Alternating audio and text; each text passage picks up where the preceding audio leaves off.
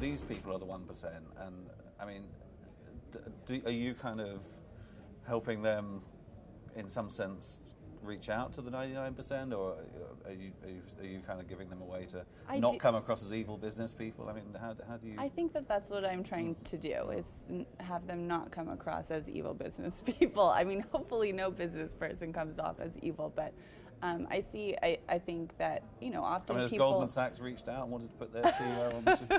I haven't reached out to them. I'm sure they have other things to worry about right now. But they...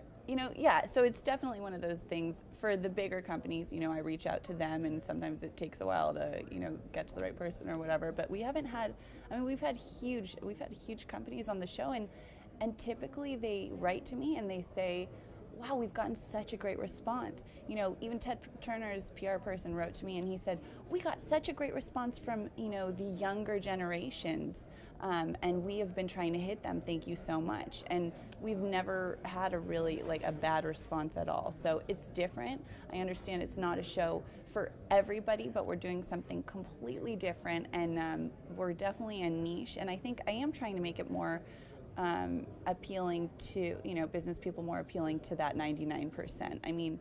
but it is interesting, because I sense this tremendous confusion when you talk to CEOs. They don't really know what they're allowed to be, and so what they're allowed to say to the broader public, and whether they should engage or not in this debate that's going on. And most of them, I think, have taken the view. There have been exceptions. Howard Schultz has obviously come out. He's attacked Congress. Said, "I'm not going to not going to put my donations in until they sort out the mess." And he started the giving to create jobs through Starbucks and so forth.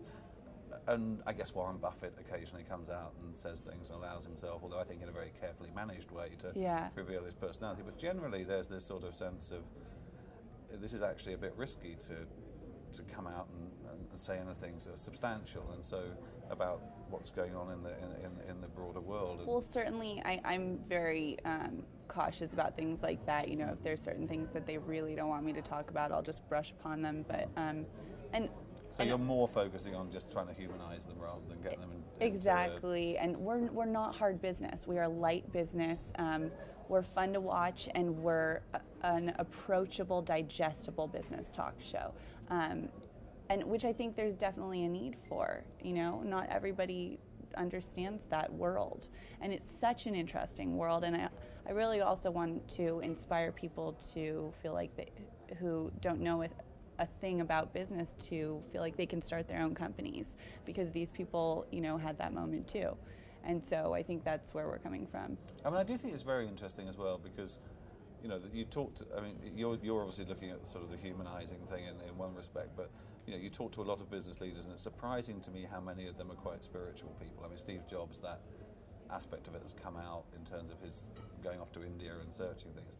You kind of wonder whether there's a whole religion and business genre that could be developed. And philanthropy is obviously an area where a lot of them have quite a lot of passion about that side of things. And again, definitely. That is something that doesn't really, I think, get reported in any serious way on television. It's very true. So is that maybe there's this whole sort of media conglomerate that could be developed around sort of the aspects of the business life to sort of take on the CNBC sports show sort of worldview? Is that where you're thinking this might go? Yeah, I think what we're trying to do, we're building a brand, and it's an approachable business brand. We are, we're coming out with a book series. Valley Girl teaches you the basics of, of starting your company, that kind of thing.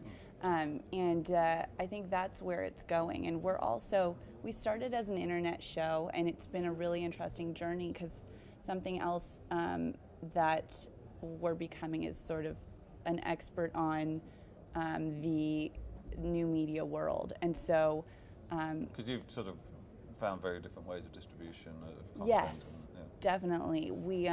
I took a whole year off from filming, actually, because I said, you know what, YouTube has been kind to a lot of people. It's not working for me. I'm competing with cats playing with balls of yarn and dogs running around, and I have a professionally produced show. I have a 3-camera shoot.